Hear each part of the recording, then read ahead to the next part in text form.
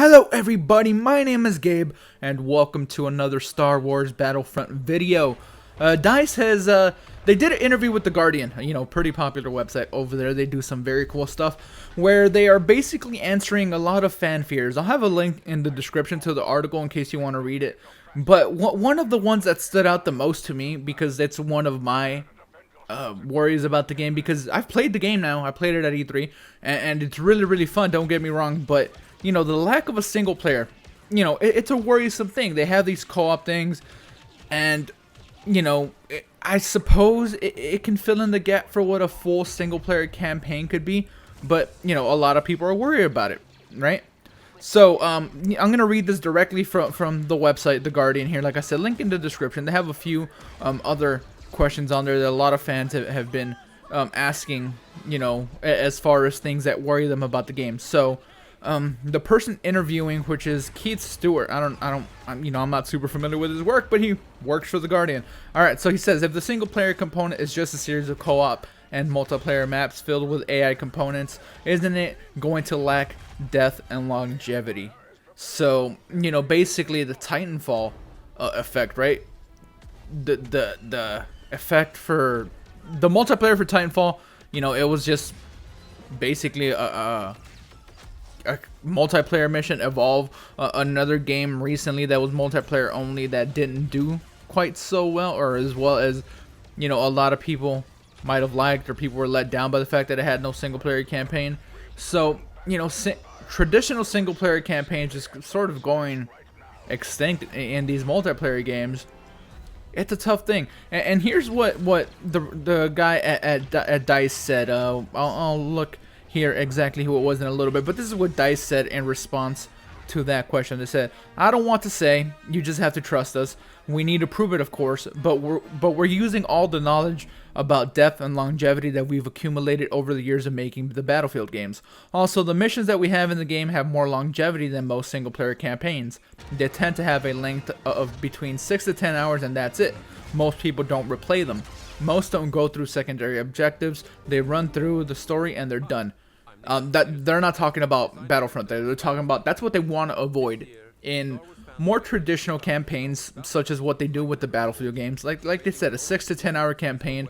People do it one time and that's it. There is no replayability. There's no variables as to how things turn out. Your experience is your experience, and that's it.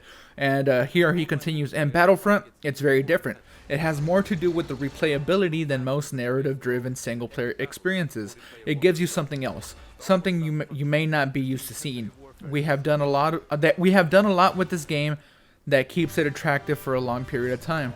There's lots of persistence work going into it, how you unlock things, how you explore new ways of playing, how you collect things and rank up, and also how you compare yourself with your friends. There are a lot of different ways to play the game. There's a lot of variation. Okay, so basically what this sounds like to me is that instead of going for, hey, here's a story, single player, go through it once, and, that's that. This to me sounds like, they want you to, like, chase leaderboards and stuff, because they said, compare how you're doing with your friends, right? So you do one mission, and, there might be leaderboards, I don't know, but your friend has a certain score on it, and you're gonna want to go beat that score. And these are much more bite-sized chunks, so you have different ways to go about it.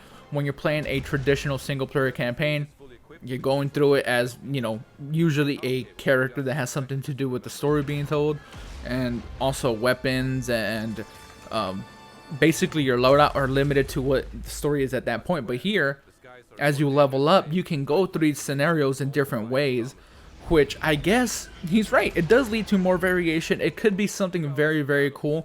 And I think this is a good way to try to go about this whole non-single player thing. They want to focus on multiplayer, and that's obvious. That's the focus of the game. It's up to you whether you think that's a positive thing or not, but to some people it just might be. Like I said, I've played the game. I enjoyed it quite a bit. I didn't play the co-op stuff, but the way it's phrased here, there's a lot of going into it. It's persistent unlocking and leveling up your character, things of that nature.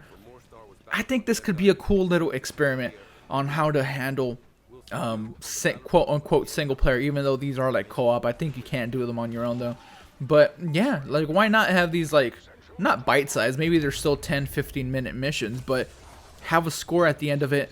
Have a leaderboard where you get to compete with your friends on that level, as well as just competing in the traditional multiplayer matches that they have. I think it's a cool thing. What do you guys think about their reasoning for not having a traditional single player? Are you comfortable with the way that they are phrasing this, that they're saying, hey, we sort of want more variation and we want replayability for these co-op things, and we're doing this instead of single player? So let me know what you think in the comments below. Subscribe for more Star Wars Battlefront, as well as many other things coming. I know, you know, the summer there's not a lot of games coming, so I'm doing more one-off videos like this. I'm really excited for Star Wars Battlefront, and I thought this was an interesting little news tidbit, and I wanted to throw it out there. So let me know what you think down below, and we will see you all later. My name is Gabe.